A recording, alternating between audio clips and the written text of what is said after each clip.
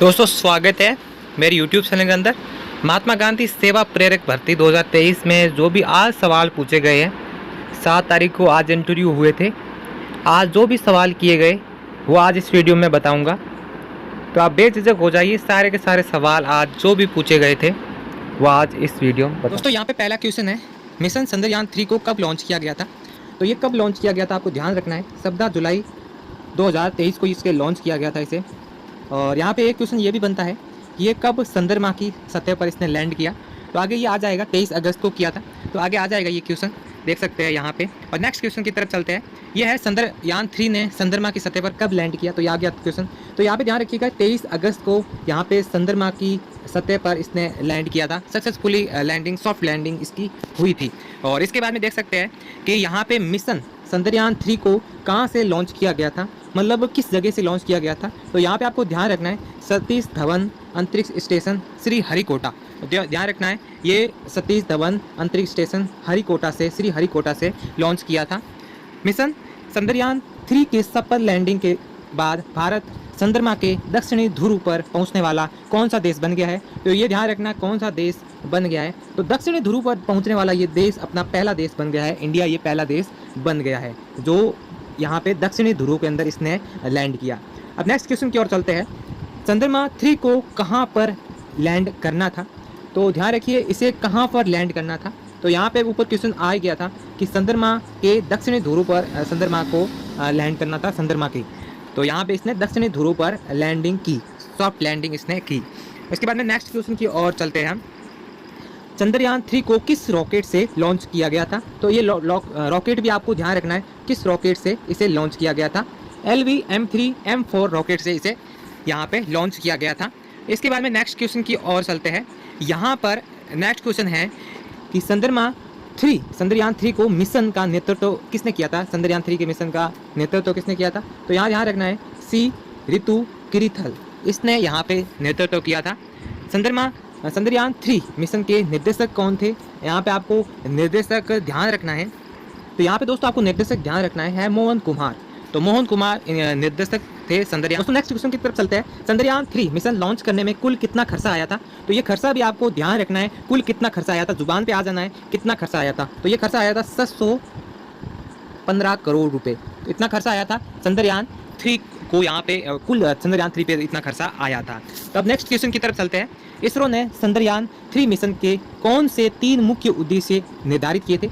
वो कौन से मुख्य उद्देश्य थे वो निर्धारित किए थे। उसमें यहाँ पे देख सकते हैं जो पहला था वो था चंद्रमा की सतह पर एक सुरक्षित और सॉफ्ट लैंडिंग। तो ये तो पहला हो गया मिशन का। तो उसके ऊपर सुरक्षित और सॉफ्ट लैंडिंग करनी थी और चंद्रमा पर रोवर की घूमने की क्षमता प्रदर्शन करनी थी।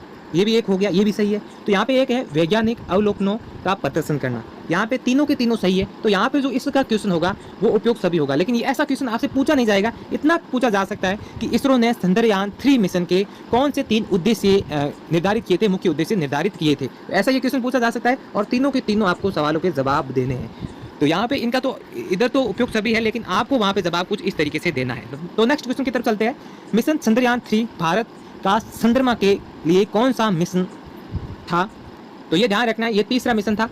चंद्रयान 2 भी लॉन्च किया गया था, वो असफल रहा था, उसने लैंडिंग वो नहीं कर पाया। तो ये तीसरा मिशन था जो चंद्रयान 3 के नाम से ही जाना जाता है। आप कंफ्यूज भी मत होना, क्योंकि चंद्रयान 3 वो जिक्र कर रहे हैं तो चंद्रयान 3 है। तो यहाँ पे मिशन चंद्रयान 3 की थीम क्या थी। तो आपको थीम का ध्यान रखना है। थीम हर बार वहाँ पे बताई भी गई थी। तो थीम क्या थी, यहाँ पे थीम ये थी कि science of the moon, science of the moon, यही थीम थी इनकी। तो अब नेक्स्ट क्वेश्चन की तरफ चलते हैं। तो नेक्स्ट क्वेश्चन है मिशन चंद्रयान 3 के लैंडर का क्या नाम था। लैंडर का आपको नाम ध्यान रखना है, क्योंकि ये भी क्वेश्चन आपसे पूछा जा सकता है। तो लैंडर का नाम था विक्रम। तो विक्रम लैंडर का नाम था। तो आपको ध्यान रखना है, सारी चीज़ें आपको वहाँ पे ध्यान रखनी है। ये क्वेश्चन भी आपसे पूछा जा सकता है। मिशन चंद्रयान 3 के रोवर का क्या नाम था। रोवर का नाम था प्रज्ञान रोवर का नाम था। यदि दोस्तों आपने मेरे जो पुराने वीडियोस नहीं देखे हैं तो आपको बता देता हूँ इस वीडियो में भी कि महात्मा गांधी से रिलेटेड भी इसके अंदर सवाल किए जा रहे हैं। तो ज़्यादातर महात्मा गांधी से रिलेटेड ही सवाल किए जा रहे हैं। तो कुछ सवाल ज़्यादातर जैसे देखिए कई पंचायत समितियाँ ही डिसाइड करती है कि इंटरव्यू कैसे लेना है, उनका तरीका ही मैटर करता है। अब बड़ी बात बता दूँ मैं आपको, आपकी पंचायत के अंदर कितने यहाँ पे आवेदन है उसके आधार पर ही डिसाइड करती है पंचायत। जितने ज़्यादा आवेदन है वो समझ लेना थोड़े बहुत क्वेश्चन होंगे, ज़्यादा क्वेश्चन नहीं होंगे।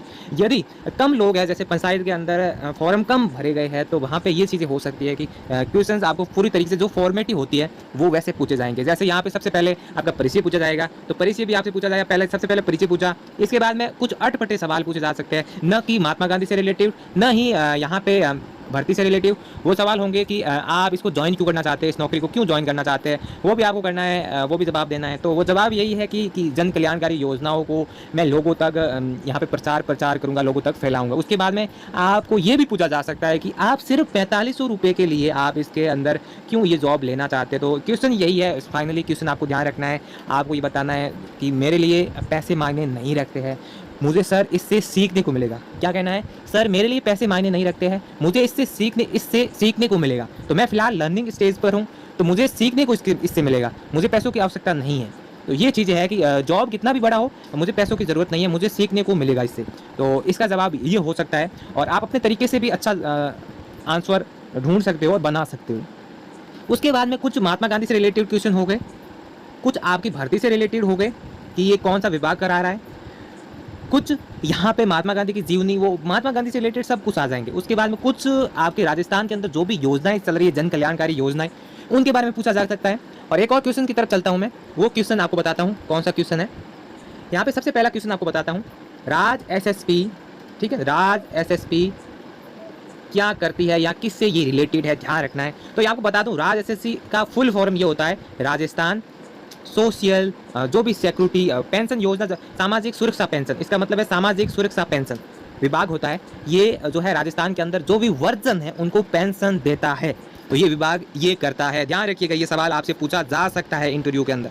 तो उसके बाद में एक और सवाल बनता है, क्या सवाल बनता है, यहाँ चलते हैं हम थोड़ी सी स्क्रीन पर, यहाँ पे बता देता हूँ कि राजस्थान के अंदर वर्जन की पेंशन की आयु कितनी है, वर्जन वो भी पुरुष की। तो यहाँ ध्यान रखना है 55 वर्ष 58 वर्ष है, 58 वर्ष है, और महिला की जो है 55 वर्ष है। और इसके अंदर कृषि वालों की भी सेम ही है, कृषि वाला भी एक कैटेगरी आता है, उसमें भी इनकी जो एज है वो सेम ही रखी गई है। और यहाँ से एक और सवाल पूछा जा सकता है कि अब जो सामाजिक सुरक्षा पेंशन है उसकी जो न्यूनतम पेंशन कितनी है। तो न्यूनतम पेंशन इस बार राजस्थान सरकार ने 1000 रुपये कर दी है, मतलब 1000 रुपये से कम किसी का भी नहीं आएगा, ये न्यूनतम पेंशन है।